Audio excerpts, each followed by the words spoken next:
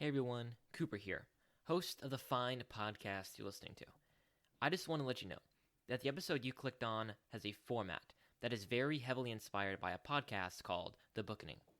To be clear, our thoughts and opinions in this episode are our own, but the format is very similar to this podcast. I just wanted to give you a heads up and give credit where it is due. With that out of the way, enjoy the show. Welcome to Booking It. Today's episode will be The Odyssey, Part 5, Books 13 through 15.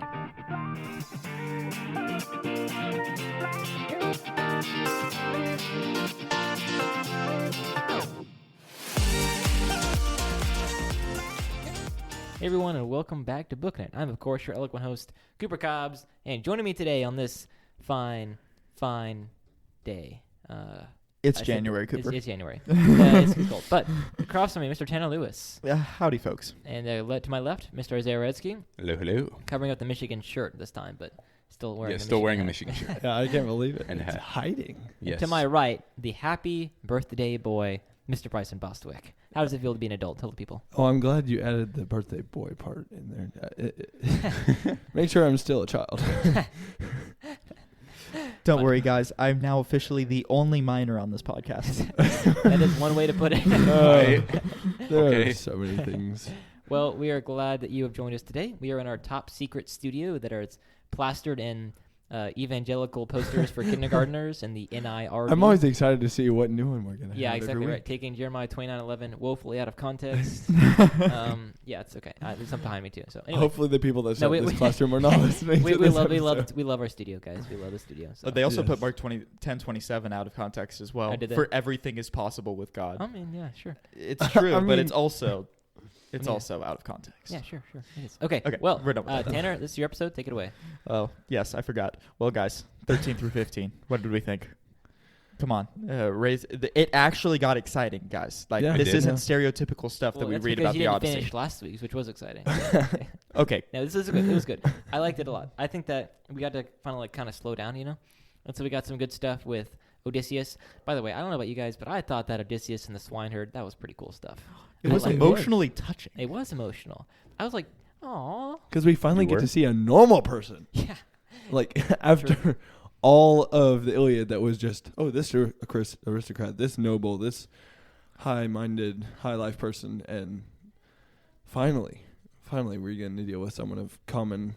Well, I still can't say common birth because he was still a prince. Oh, that's right. Didn't he tell us his tale of woe or something like that? Yeah. Everyone's got a tale of woe. Oh, wasn't he going to marry a princess, but then the princess had to marry someone else, and so he was big sad? Something like that. Yeah, anyway. But I don't know. I didn't care enough because he was too nice of a guy. Yeah, he grew up in the house. I didn't want to know his backstory. I was talking to Isaiah about this morning. We talked about how Homer used second person, right? You to address him. That's really weird to me. Oh, yeah. When he kept saying you, Eumenius, did this. We were joking. You can write a story typically in third person. There are first person that's like all the young adult love triangle novels. All the books that Tanner reads. I don't read those books. And then what is this mischaracterization over here? And then you have second person. You only read a few, just a few of them. Just a few. Well, in second person, you have the choose your own adventure stories. You guys ever read those? Oh, You're in second person. Yeah. You do this, you do that. Yeah. And then you have Homer apparently writing in second person here, so that's fun. Yeah. Anyway, I remember when Matthew tried writing his own YouTubes. That's right. I remember that too. That's fun. It was entertaining. Weird. Boys, I say that we do sarcastic summaries. Is it actually going to be sarcastic 13 this through time? 15? No. And I'm putting this on you guys because mine were going to be dreadfully out of context.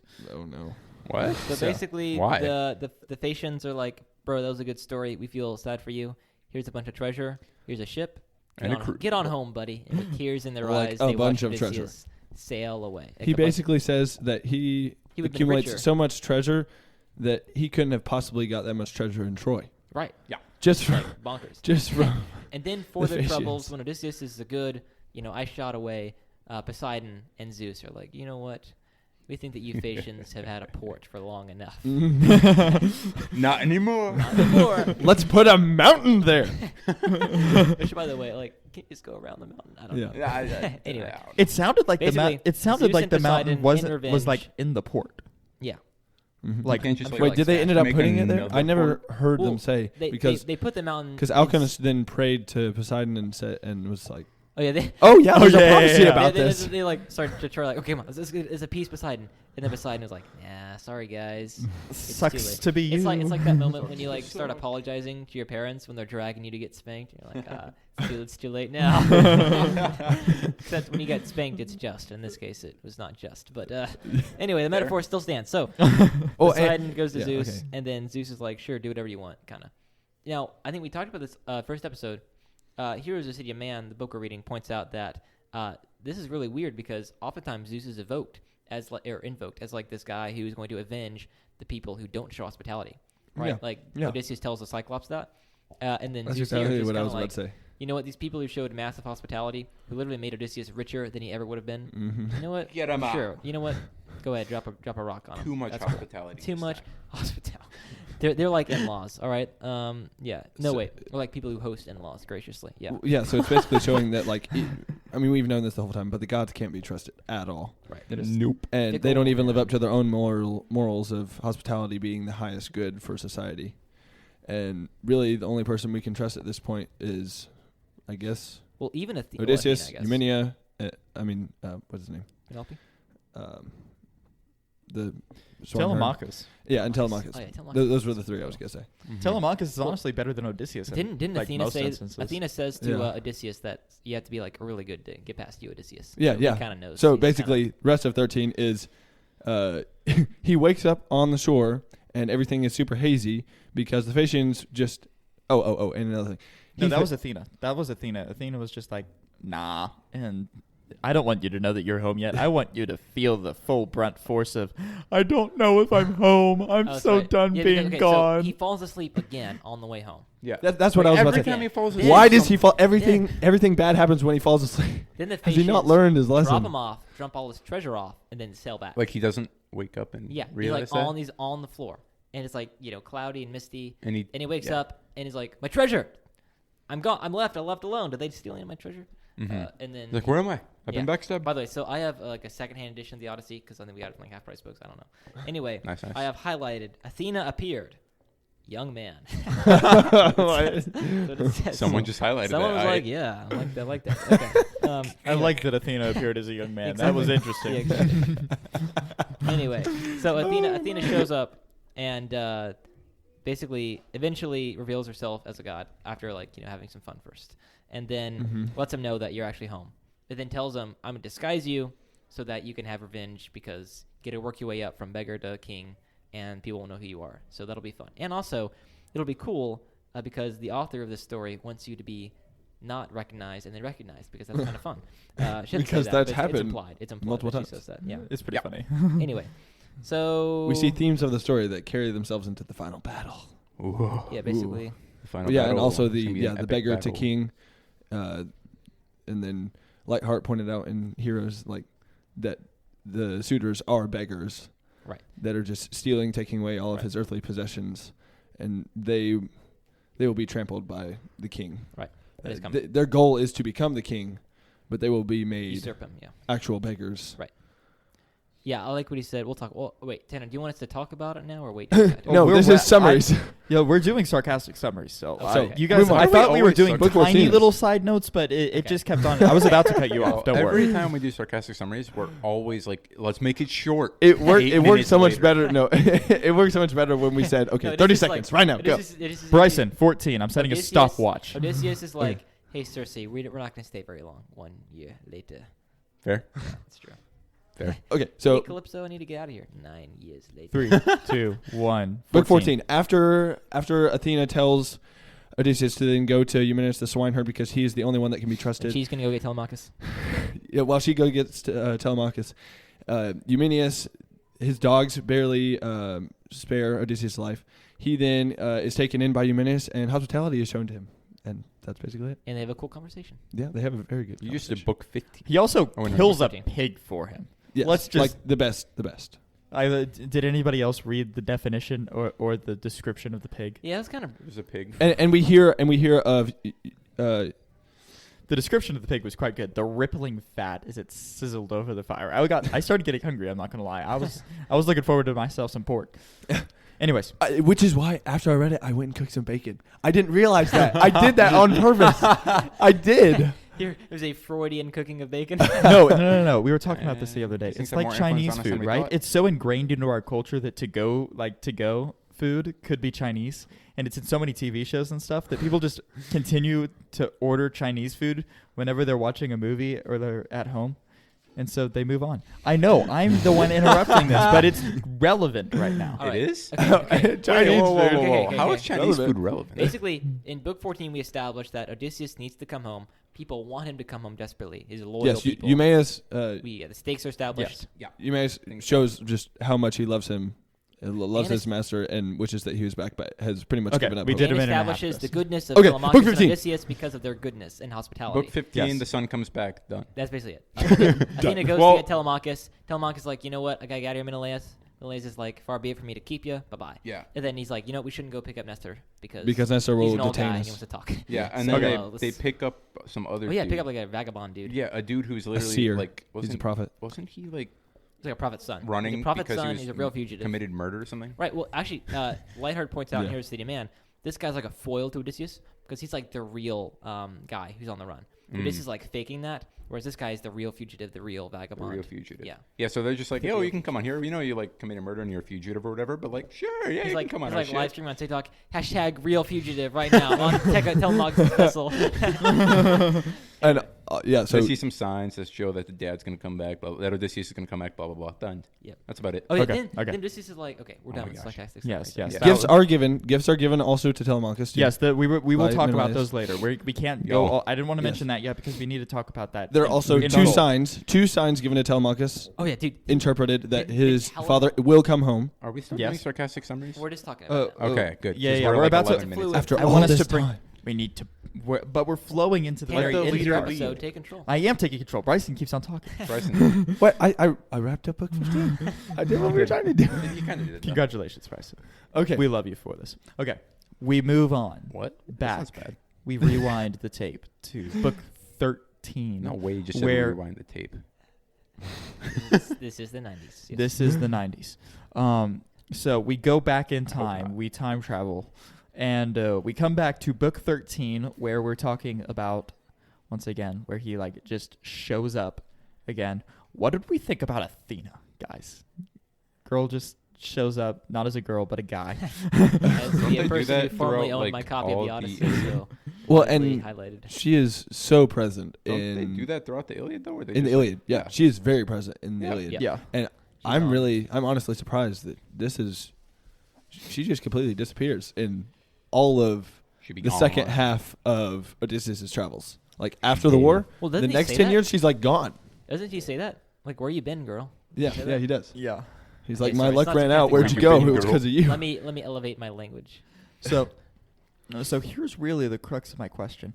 Do we think that I was a little bit confused of this, just slightly, but is she trying to control the story Yes. from here? Oh yeah, Oh yeah, for sure. all the gods are. Of course. That's what the gods do. It's just their entertainment. That's Yeah. true. Yes, Tanner. Yes, the answer is yes. All right, moving on. Whenever I have a question about the gods, I should probably just say yes to whatever crazy Well, thing I was thinking about. Should you? Probably not. Okay. You know what? Let's go on a side note. Terrence's like, should I follow my whims? For my those of you who dreams, don't listen my to the heart? who are not reading the Odyssey, Yes. this next section I'm about to talk about will be relevant to you because it's relevant to life. Okay. It is. The Odyssey is relevant to life sometimes. It is. Anyway, so what's interesting Hospitality. is I'm reading a Ooh, book they right got now. punished for too much, and they I'm got punished reading- for too little. I'm reading What a do you book right now called Remaking the World. Not too much hospitality. do? Ah. How 1776 created the post-Christian West. Okay, now one of his points I he's wanna talking about read how we it. became like ex-Christian, like skeptics, that kind of thing. And so he points out that really there were only two worldviews: paganism and Christianity. Okay, because I can't remember if he says theism, maybe he says theism and paganism. Anyway, because even if you are a materialist, an atheist, reality is you are locating value and worth within inside the cosmos. Whereas if you are a theist, and particularly a Christian theist, you are locating value and worth outside of the cosmos in a transcendent God. So rather than immanent, purely immanent, you're worshiping a God who's transcendent, right?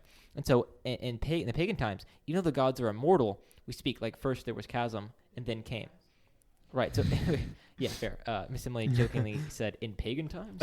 Yes, it is.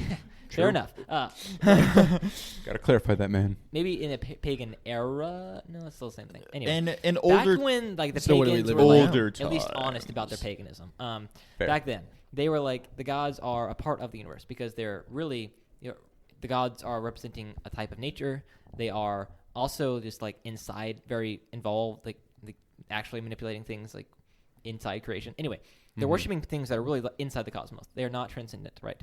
The gods are not transcendent. So really, in Homer, we see an actual worldview of someone who might be a modern day pagan, right? Because they're locating their value and worth was inside the cosmos instead of outside of it. And when that happens, they become obsessed with things that are not healthy at all, right? They're obsessed with, in the Iliad, it's about the warrior ethic, right? So they're obsessed with finding glory within inside the cosmos, their own personal glory that will last as long as history lasts. And the Odyssey, it's a little different than that, but it's still the same worldview of, man, I want my fame to be known throughout all the world. My cleverness needs to be known because even though it's going to endanger my crew when I shout out who I am to the Cyclops, by gosh, I'm going to do it because I want my name to be known throughout the whole cosmos. So it's interesting that there are only two worldviews, paganism and theism. And paganism is still alive today, even if you're materialist, because you're locating value and worth inside the cosmos. So I thought that was interesting. So as a side note.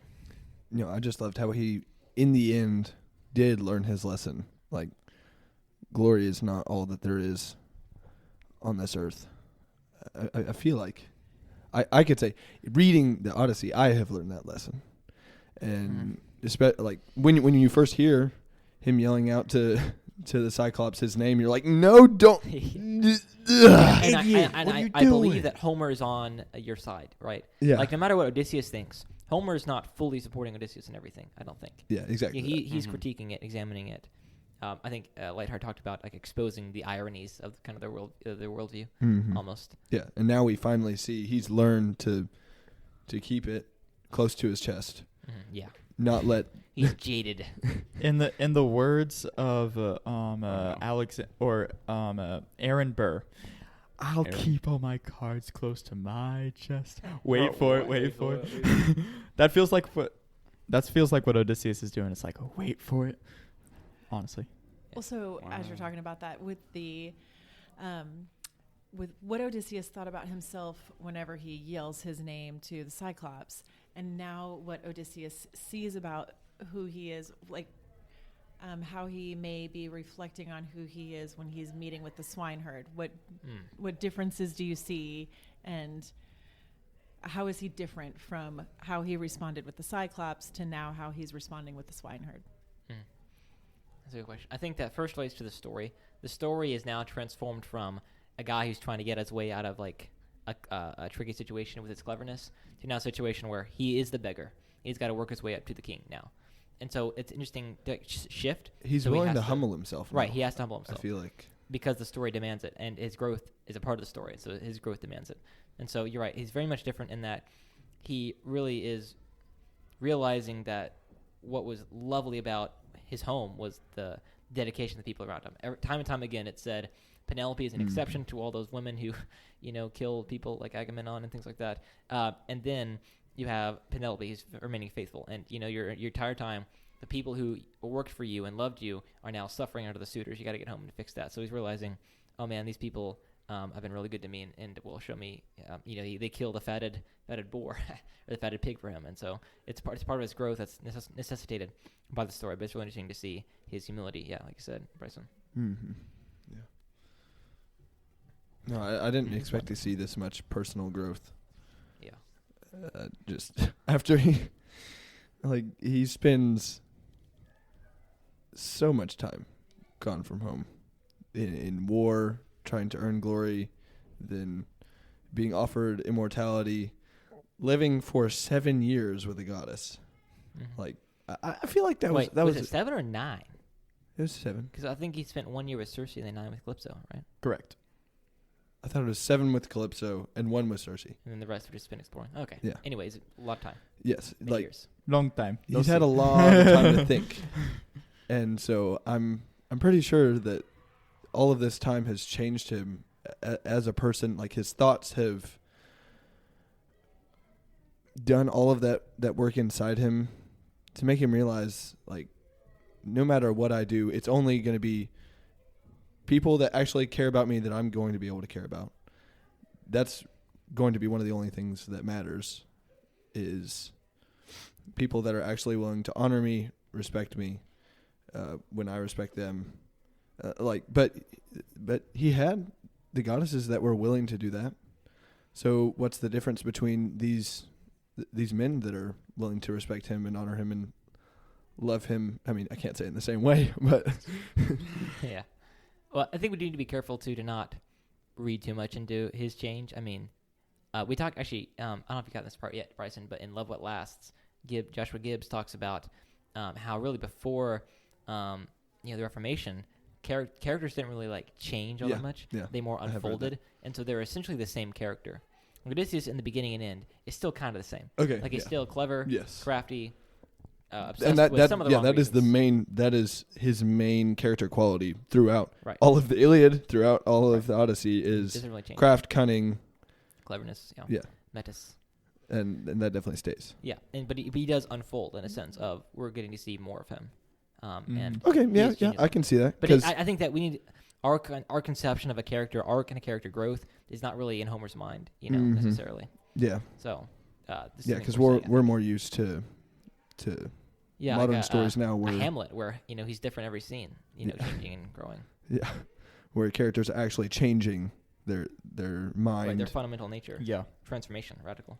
Yeah, Caroline complete is transformation. reading Tale of Two Cities right now, Recalled to Life, right? It's this dramatic transportation of, the main character, or not the main character, what's his name, Sidney Carton, going from this selfish jerk in the beginning to the guy who, sacrificed himself at the very end. So, Yep. anyway, Love that book. love that. Anyways, Okay, one thing with Athena, she Okay, go ahead. she disguises him, right?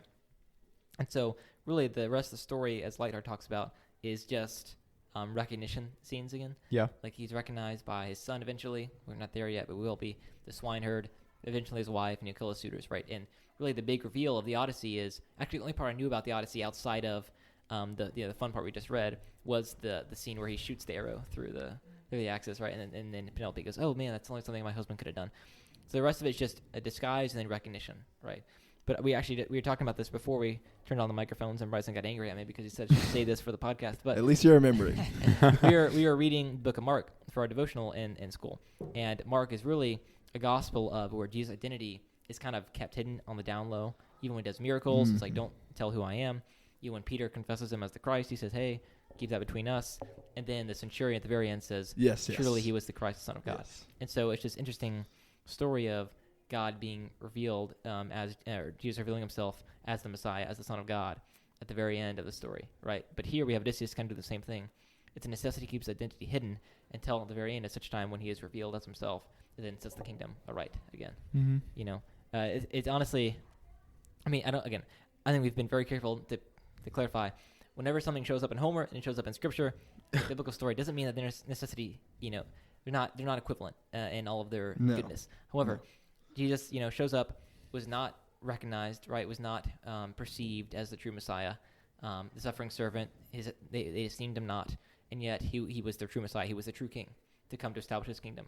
Same with Odysseus. He shows up, a beggar, a suffering one, and then he sets his kingdom aright in the end. The Right? greatest of stories can't help but be retold. Exactly. That's why you should read pagan literature, because it tells these stories over and over again in very, very powerful ways, and did for 1,000 years. If only we had that and been able to talk about that when we read theogony. Yeah, maybe. Yeah. I know, right? Oh, that Well, book. Okay, Tanner, go ahead. let's move to hospitality, because this is something that, it's been a major part of the book entirely, but I feel like these 3 chapters really have like huge examples of this for the most part. I definitely think that from this we learn, don't show, you make sure you show hospitality, but don't show too much. So don't let them stay for too long where they get comfortable and then just kick them out. I'm kidding. Because if not, you'll get something thrown like blocking your harbor or whatever. Valid. Right, but like consistently, the people who are determined or deemed good are the people who will show true hospitality. Yeah, Exactly. Above and beyond what the person even wanted. Yes. So let's start with the swineherd, because obviously a man who doesn't have a whole lot. He sets Odysseus down on his dirt floor. Right. But Okay, well, 2 things here. Like first, we establish immediately the suitors are taking the biggest and the fattest the most very rapidly. So the flock is diminishing. Or I don't know what you call it, a flock of pigs. I don't know. But The herd. The herd The of pigs. herd. But, That's why he's called a swine herd. okay, Yeah, yes. come on, man. Thanks, Tanner. You're welcome. You're welcome. But My they two cents. also show that he loves the pigs too. Like he goes out and sleeps with them. Like his That's actual a bit line, and, like weird. he didn't want to like stay away from them. So he loved the pigs, and he was seeing them decrease rapidly, but he still killed like the best one for Odysseus. It's like wow, that's hospitality right there. So Especially What a after man. that rippling fat scene. and then Telemachus, But- we kind of see the parallel of Telemachus doing that as well with the fugitive. And time and time again, we're told Telemachus will like make Odysseus a king, basically, with how well he treats him with hospitality. So Yeah. that's good stuff. Okay. Which moves us on to part 2 of hospitality, where we must Part talk. 2. Yes. There's 3 parts to this. We have to talk about There the is? swineherd, we have to talk about Telemachus, and then we have to talk about the swineherd. Again. So we already finished all 3 parts. How are we on part 2? We talked about the swineherd We and did Telemachus. everything. We did all your 3 options, which are only 2. Bryson, do you have any notes on hospitality that are starred? Yes. Oh yeah, we have to get through all of Bryson's stars. Otherwise I messed up. We do. Well, you got like So it's less fascinating than is 5 when minutes. reading this passage, I saw parallels Less than between 5 minutes. Christ's first coming, but also his second coming as Mhm. well. Of like, I think Lightheart spent a lot of time talking about this in his section on heroes, but the idea of Christ comes back, and then like he calls it like a progressive apocalypse, a progressive revelation, right? Mhm. Like Oh, in yeah. Greek, revelation is called apocalypse, right? It's a revelation. Yeah. And so we see Odysseus progressively revealing himself. At the very end, he is the king, and he's going to set the kingdom aright. He's gone from beggar to king, so he's made everything right again. The suitors are revealed as beggars and slaughtered So, You keep spoiling it. everybody yeah, knows it's what's pretty gonna happen. obvious, Dad. It's pretty- 1,000-year-old yeah. story. They're always like he's gonna go get his revenge on the Wait, suitors you and guys- take back his We're wife. Really, watching- he's just gonna we're die in watching the Top end, Gun and we're gonna be Maverick, so and it's sad. that scene where it looks like they're not going to make it, and then Mom leans over to Caroline and goes, "This is where Hangman comes in and saves them." In case you don't know how stories work, then my dad immediately afterwards on the other side, unbeknownst to my sister, leans over and tells my mom, "This is where Hangman comes in." In case you don't know how stories work, like back to back. Yeah. So it's this kind of thing. Like, oh, the suitors get killed? Yeah, if you didn't know how stories work. So sorry if you believe They that. definitely haven't Yes. said he's gonna come back and kill them like It's not 17,000 been times. foreshadowed like it. Yeah. I At really that point, it's not like even the foreshadowing. They're just like the it's gonna Yeah, story. it's gonna happen. Yeah. I really like the story Foretelling. that Odysseus, as the beggar, tells the swineherd of how he got there, and he gives a few things that are true. He says that he has been to Troy, Yeah. he has And he fought fought with there. Odysseus, Oh yeah. and that he has been to hell and back. kind of true. Yeah, Been Hades and back for sure. Yeah. definitely true. Descended into Hades. Oh boy.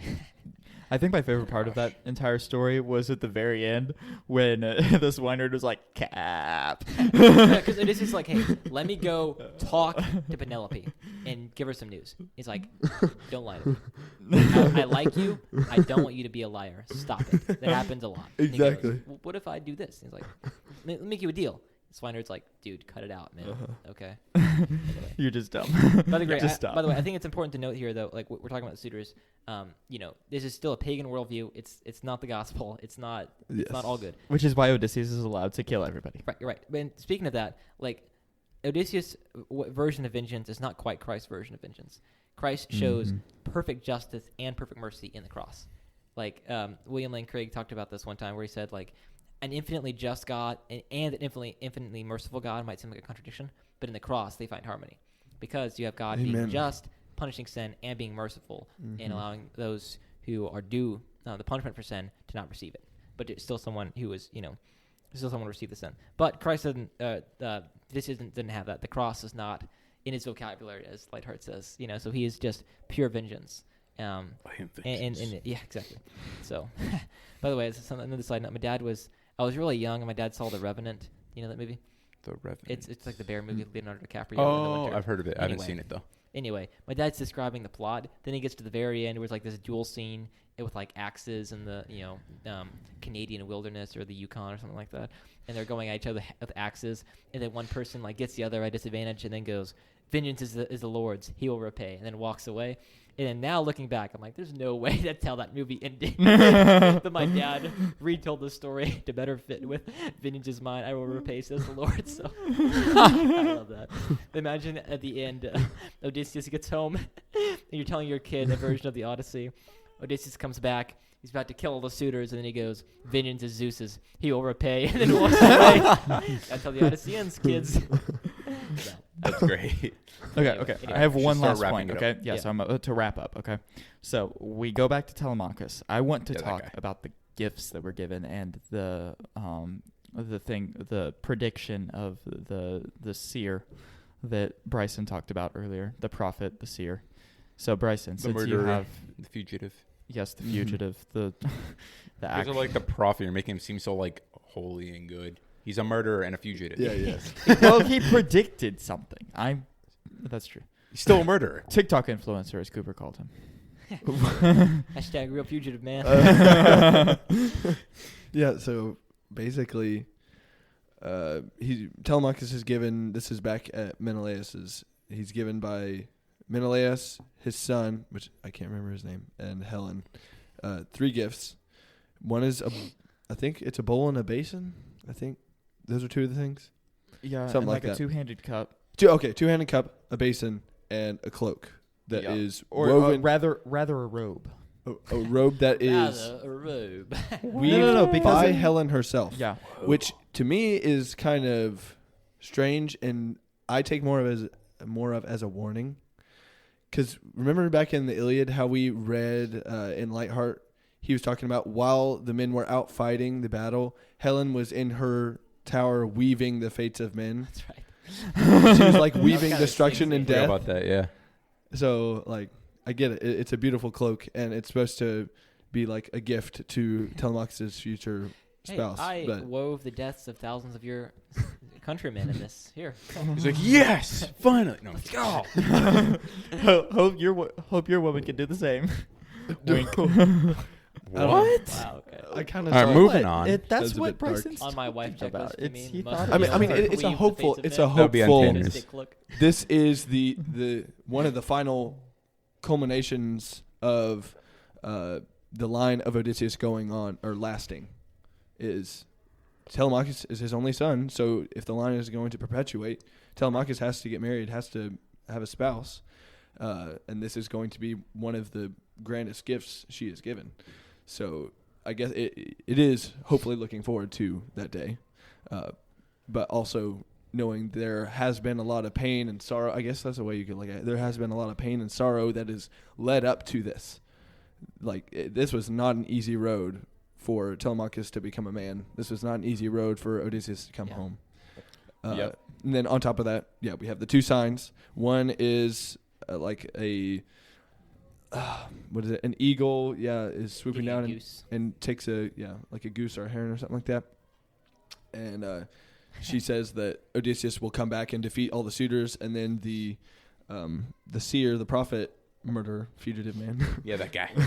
also sees something like that where like a hawk takes a heron or something like that, and he relates that to not only Odysseus coming back and wiping out all of the suitors, all the people that claim his throne, but also that his line will perpetuate. He also adds that to the prophecy that your line will go on, and this prophecy is not only for Odysseus but for you, Telemachus. There's also hope for you and for your line. But yeah, those were some really It's very much a story wonderful about- wonderful things that come to my brain during the podcast and not beforehand. Yeah. Exactly. This is very much a story of a man coming home and making his kingdom right again and reestablishing his family life. And this was the introduction to that story, basically, Exactly. because Well, the rest of is it, coming. The climax is it's coming. almost here, guys. Yeah. All right. Well, thanks for listening, guys. Check us out at our website, 412 Podcasting, on Instagram, Booking It Pod, patreon.com/Booking It. Today, we're about to shout out our patrons who supported us at $5 or more. And Isaiah, why don't you start us off with our little story that we've got cooked up? You skipped the most important part. You did. The newsletter. Oh, the newsletter. Guys, Oh, guys. that's the most I have. Well, this is important for me to say. Uh-huh. I messed up. I promised a newsletter on January 1st. The day is currently January 18th, guys. 19th. 19th? Oh, that's even worse. It is more than January is almost over. So, for any of you that are listening to this that plan to do And the we all had newsletter. like crazy stories of December, and like oh yeah, we did. Come on, don't worry about none it. of us. Yeah. So you And will. you don't know. Hey, if any of you wants to become the guy who runs a newsletter for the podcast, let us know. 'cause Yeah, please. Oh gonna yeah, find we're it. accepting applications right now. Yeah, we are. All right, Isaiah, kick us off. Okay, I'd just like to say this was written by ChatGPT and not Thank any you. of us. Yeah. I just Yeah. put the names in and said, write a story related to the Odyssey. Yeah. Or like the He did better Odyssey. this I time. still He never did got to better. my exact point I from read the it. newsletter. It's not really It's like the Odyssey.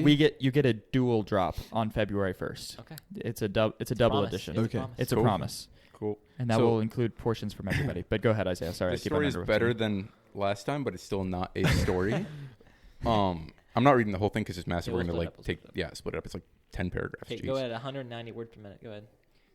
By the time we're done, I'm gonna have to like have written a whole short story with our patrons. Yes, please. Just All like right. to make up for this. This is ChatGPT's donor shout out story thing. story Go. thing. Commence. All right. In a town reminiscent of ancient Lower, nestled between rolling hills and serene landscapes, there lived a family with a story that echoed the tales of old. Nana and Vanpappy, the revered elders of the community, presided over their homestead with warmth and wisdom. The family included their children, Wayla, Moses, and their spouses, along with the host of grandchildren, Zara, Emily, Keenan, Howdy, Will, and Kara.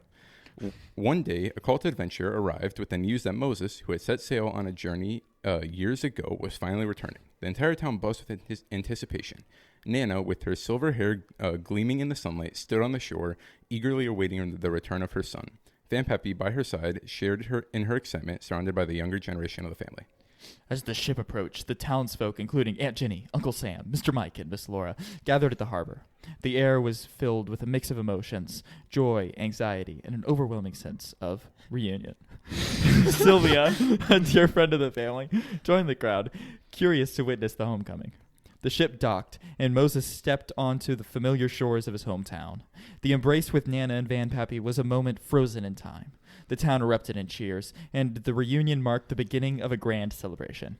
Anna, Moses' wife, and their children, Zara, Emily, and Howdy, joined the festivities, adding to the joyous atmosphere.